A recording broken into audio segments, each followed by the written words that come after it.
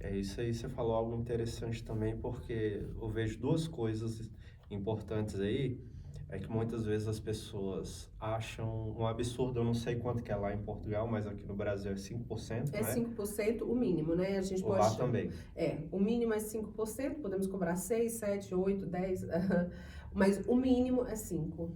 É, então, e aí às vezes 5% de, sei lá, aqui no Brasil, um imóvel de 300 mil, né, dá um valor razoável, mas a pessoa não entende o trabalho que teve por trás, o tempo de espera, né, e aí quando você vai ver, né, não é tanto dinheiro assim, né, não é essa coisa que você está deixando o corretor rico. Não, não, e essa é a impressão que muitas das vezes os proprietários têm, não é?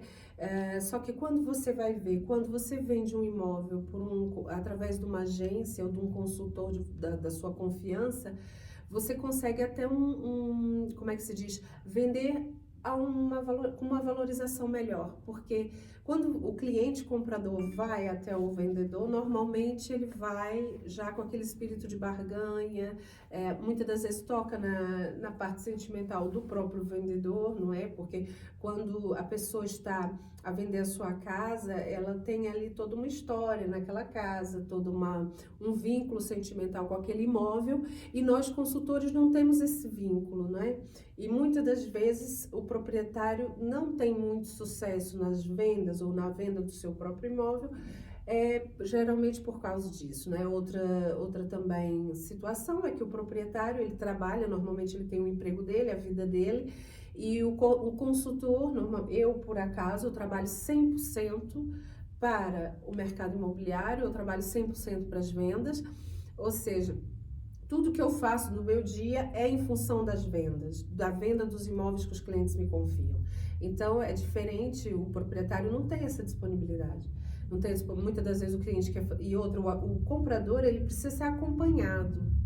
Se o comprador ele não é acompanhado desde o primeiro telefonema até a escritura do imóvel, a venda pode não se fazer, porque existe muitas coisas que vêm influenciar nesse processo de venda. O comprador, quando ele telefona, ele está interessado, recebemos uma lead ou recebemos um e-mail interessado em algum imóvel, existe toda uma qualificação. A gente tem que qualificar o cliente, tem que ver se ele se ele tem acesso a crédito, se não tem acesso a crédito, se tem dinheiro para pagar à vista, pronto ou não. Tudo isso o consultor experiente faz logo no primeiro contato telefônico e depois marcamos a visita para não estarmos a levar no imóvel do cliente pessoas que não têm qualificação, que não vão adquirir aquele imóvel ou que não têm poder de compra. E não quer dizer que a primeira visita vá comprar, mas aquela visita estava qualificada para comprar. Não comprou porque não gostou, não comprou porque talvez não era bem o que ela queria, mas nós tentamos ao máximo fazer com que essa qualificação direcione esse cliente para o imóvel que corresponde à sua procura. E aí o proprietário do imóvel fica aí perdendo tempo, né? Perde Com muito todas essas tempo coisas. e muita frustração também, não é? Porque eu acredito que o proprietário chega a um ponto que fica frustrado quando ele abre a porta da casa dele para muita gente e sempre com visitas e não dá em negócios, não é? E sem contar que muitas das vezes existe aquela coisa apalavrada, eu vou ficar com o seu imóvel, olha, reserva para mim, guarda para mim, que eu vou resolver uma situação e daqui a um mês eu venho comprar o seu imóvel. E o proprietário acredita naquilo e fica à espera daquele cliente que falou que ia comprar, sem que não houve um pagamento de uma reserva, porque toda transação imobiliária tem que ter o pagamento de uma reserva, se a pessoa quer que o imóvel fique reservado. E nós na agência trabalhamos assim. Muitas das vezes o proprietário não, ele trabalha na base da confiança, ele deixa, não, tudo bem, é assim, vamos.